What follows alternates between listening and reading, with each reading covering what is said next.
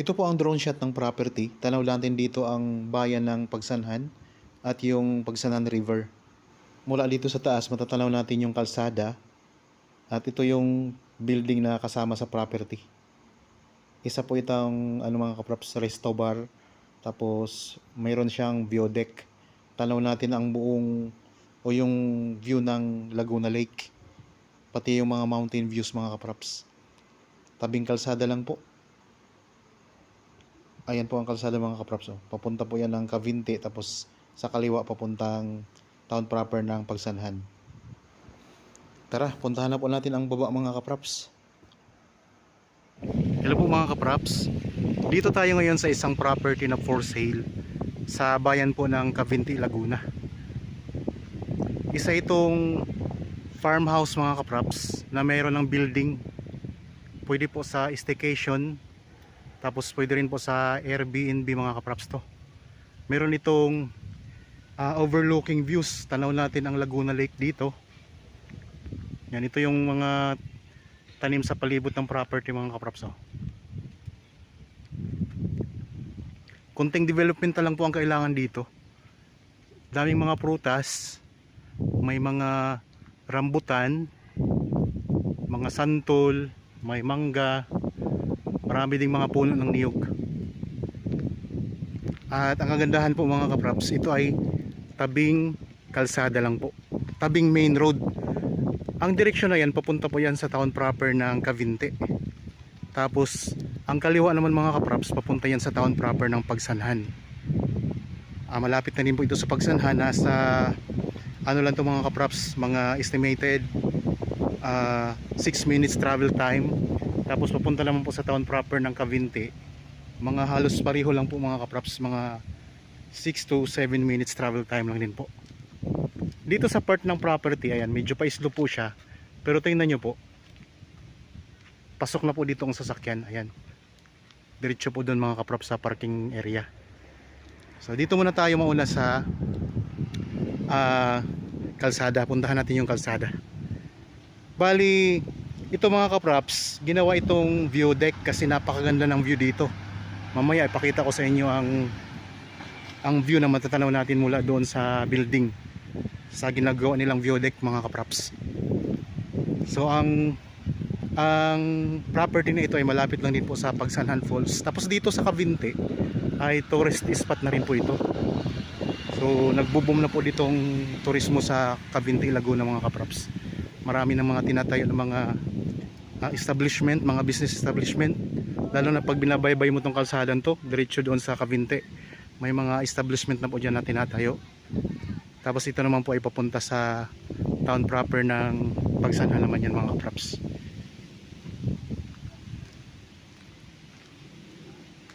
Ginawa nila itong resto bar mga kaprops view deck tapos resto bar. Ayan po ang building mamaya pupuntahan natin yan.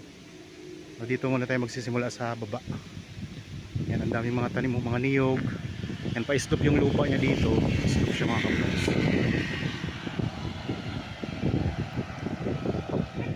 Ang sukat ng property ay 17,743 square meters. Na ito na po yung main road.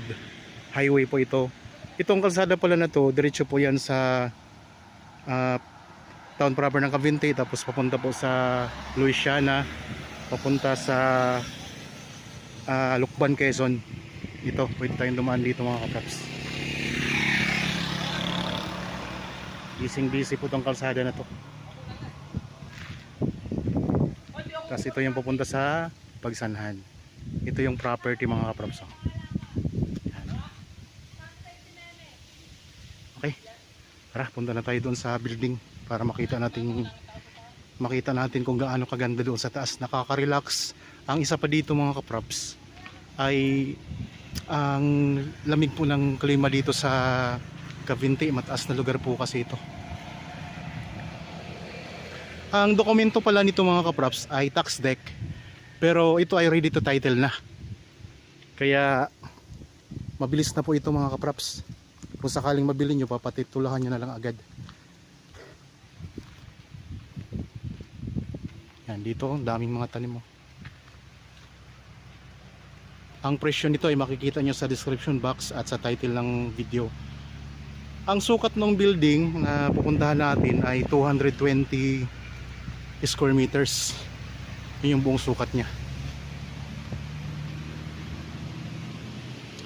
Yan, tingnan nyo, simentado yung kalsada o yung daanan papunta doon sa building. Tapos po, malaki siya, malawak. Two-way ito mga kaprops. Pwedeng magsalubong dito ang dalawang sasakyan. Sa gilid ng kalsada ng daanan, mayroong mga halaman na nakatanim. Yan. Geodeck talaga yan mga kaprops, yung building na yan. Tapos may mga kwarto po yan, may 4 yata na kwarto yan. Titingnan natin kung ilang kwarto talaga, i-confirm natin.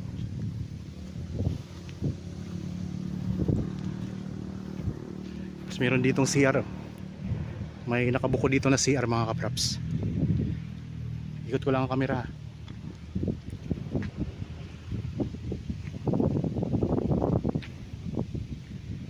Daming puno. Yan, may puno din ng mangga.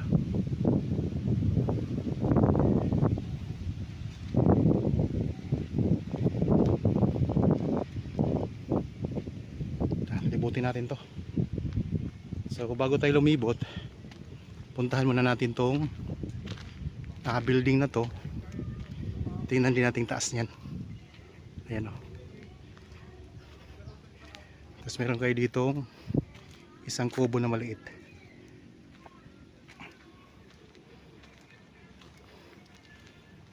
May Carabao grass na rin na tanim mo. Yan, may puno din ng santol. Tapos doon banda mga niyog.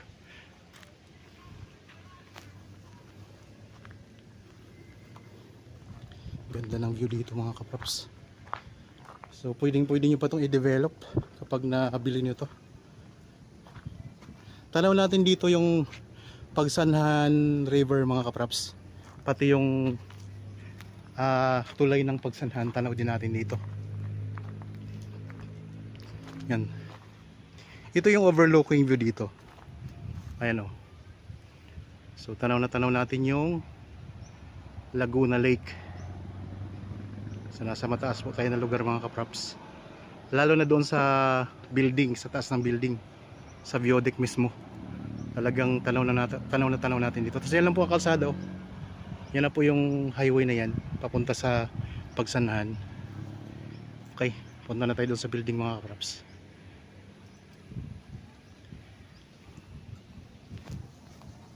Ang iba pang detalye nito, mababasa nyo po sa description box at sa title po nitong video. Nandoon po ang presyo. So nabanggit ko naman po yung sukat, 17,743 square meters or mahigit 1.7 hectares ito.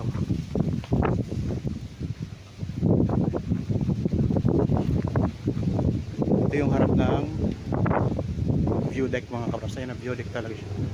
Nakalagay naman view deck. So parang ano to, tatlong palapag no? Dalawang palapag? Dalawang palapag. Ito yung ground floor. Yan. 220 square meters ang kabuuang sukat nito. Itong building na to mga kaprops. Yan. Dito sa baba mayroong dalawang kwarto. Yan. So yung dalawang kwarto sa baba mga kaprops. So, i-improve nyo lang po ito kung sakaling mabili nyo ito mga kaprops. Tapos dito sa gilid ng bahay, ayan o. Dami ding mga tanim. Yan, mga niyog. Ito may durian. May durian, may santol. At marami pang ibang mga prutas. Ito yung part na ito, pa-slope siya. Pa-slope siya doon. Yan. Banayad lang po siya na slope mga kaprops. Pwede tayong umakyat sa taas? Kuya, pwede umakyat sa taas? Nakasarado lang ang kwarto. Sige, okay lang. Oh, may terrace dito. May terrace naman sa taas, no? May terrace din ang likod. Ito yung hagdanan. Dito, pwede tayong dumaan dito mga kaprops. Meron ding hagdanan dito. Kasi ito yung hagdan papunta doon sa taas mga kaprops, sa second floor. Okay, ayaw. Naka-tiles na rin po ito.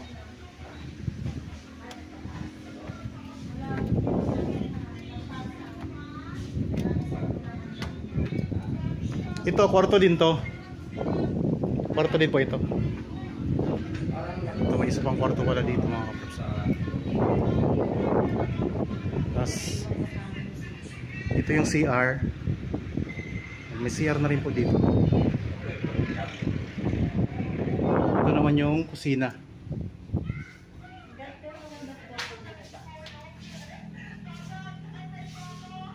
Tapos ito yung view mga kaprops. Perfect view mga kaprops. Oh. Ang ganda. Yan, labas tayo ng konti.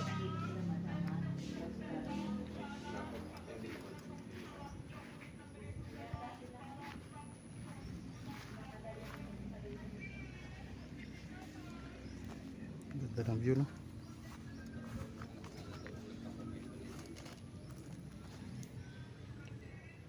Ito yung building.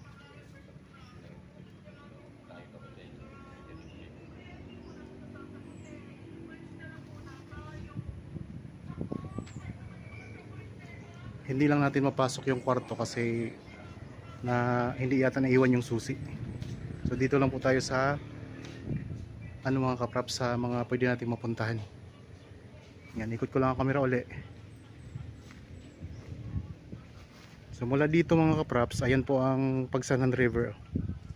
Pagsanhan River yan, maraming dyan, nagbabangka, namamangka, mga turista. Ayan.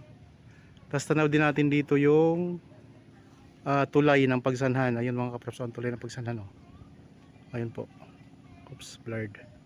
Yan mga kaprops, ang tulay ng Pagsanhan. Tanaw natin dito. I-zoom ko lang. Yan ang tulay mga kaprops ng Pagsanhan. Ganda. Tapos bayan na po yan mismo ng Pagsanhan mga kaprops. Yan, Laguna Lake. Ng Laguna Lake. Ganyan siya mga kaprops. Diyan kasi sa baba nito, sa pinakababa nito, ilog na po yan. Ayun ang karugtong nyo. Okay, punta naman tayo sa nito, sa third floor. Punta na po ka doon sa taas.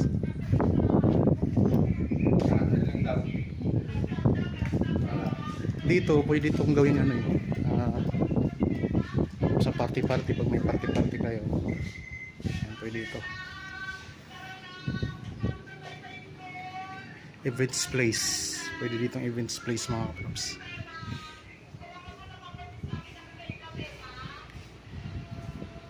Yan, naka-tiles na rin po yan.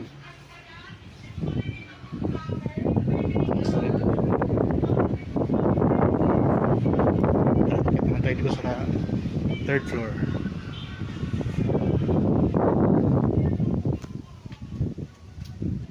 Dito naman sa kabila ay ito naman yung view natin. Mountain view naman dito. Ayan o.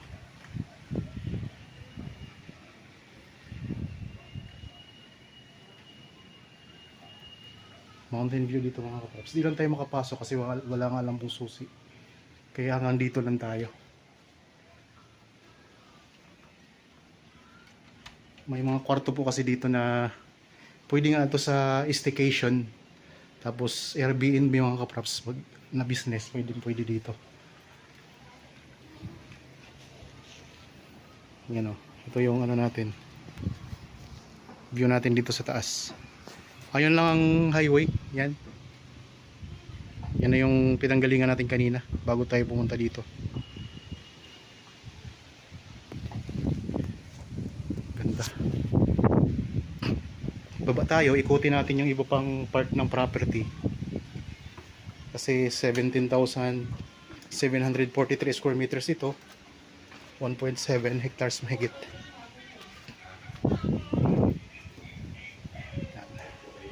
Balik tayo dito ulit.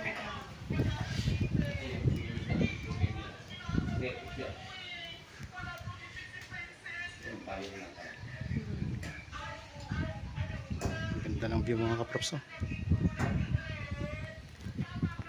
Ikot tayo dito. Dito tayo sa may likuran ngayon ng bahay. So dito, pa-slope na po yan dito. Dito ay malawak-lawak din po yung patag na parte ng lupa. Yan, may mga puno ng santol, daming santol. May bakod na rin po pala ito mga kaprops. Ayan, may bakod na po siya na ang poste ay semento. So hanggang ang boundary nito, hanggang dyan sa may mga bakod na yan. Sa mga bakod na yan, yung hawa na to, ito na yung sakop ng property. Yung malinis na to. Meron din ditong good lumber, oh. Tapos mayroong mga puno ng mangga. Yan, meron pa ditong isang puno na di ko alam kung anong puno ito, pero comment nyo lang po kung sakaling alam nyo ang puno na ito, kung ano to. Yan, paki-comment na lang po dyan sa comment section kung anong tawag sa punong ito. Yan, ito yung pinaka corner ng property mga kaprops. Ayan, corner na po yan. Mayroong puno ng mangga dito. Yan. So ang kagandahan nito, nilinis po ito ng caretaker mga kaprops. Malinis na siya, hindi siya masukal. Yan, may mga santol, mga saging, iba't ibang mga puno din meron dito. Doon sa may bandang unahan, mga rambutan naman ang tanim doon, maraming rambutan.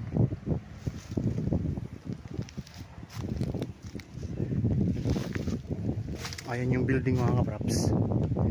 So kung sakaling mabili nyo to, pwede pa kayo dito magpatayo mga kaprops. So, marami pang malawak pang space para gusto nyong i-develop pa. So maganda dito mag-business kasi tabing highway po siya. Papuntang Lokban, Quezon, Luisiana, papuntang town proper ng Cavite. Tapos daanan siya papunta sa Pagsanhan. Dito na daan ang mga taga Cavite papunta sa Pagsanhan. Pati na rin po yung mga galing sa Lokban, Quezon, yung galing sa Kamay ni Jesus. Dito kasi nadaan yung mga galing sa parting Manila, dito na daan papunta sa Kamay ni Jesus mga kaprops, sa lugar na to. Yan na po mismo yung daan, kalsadang yan. Kaya pwede talaga dito mag-business ng kahit anong business gusto nyo itayo dito, pwede mga kaprops. May mga malalapit na rin dito na mga dinidevelop, mga coffee shop, kainan, mga ganon na mga negosyo, mga resort. Marami din dito ng resort mga kaprops. Tapos ito nga, ginawa nilang view deck mga kaprops. So pwede kayo maglagay dito ng coffee shop, tapos may view deck kayo. Ang ganda ng view dito. Meron pang 4 na kwarto itong building. Yan, pwede sa staycation dito mga kaprops.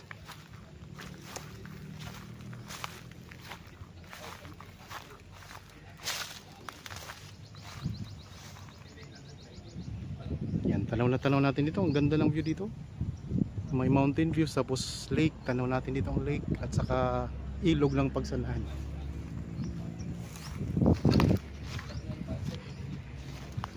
Sa likurang bahagi ng property yan. Napakalanda talaga. Carabao grass na rin yung yung lupa dito.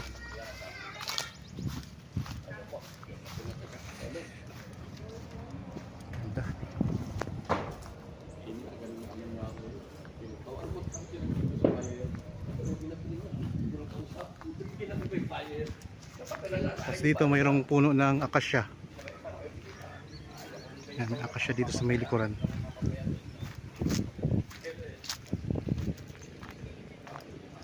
Ayun yung CR. May CR din dito na nakahiwalay. Tapos dyan ang parking area. Yan mga kaprops. Sa mga bago pa lang dito sa aking channel at napadaan lang dito sa aking channel, sana nagustuhan nyo po ito, ang property na in-offer ko sa inyo. Huwag nyo pong kalimutan mga kaprops na mag-subscribe. Pindutin na rin po ang notification bell para lagi kayong maging updated sa mga video na aking i-offer pa o mga property na i-offer ko pa sa inyo mga kaprops. Yung mga video na i-upload ko dito.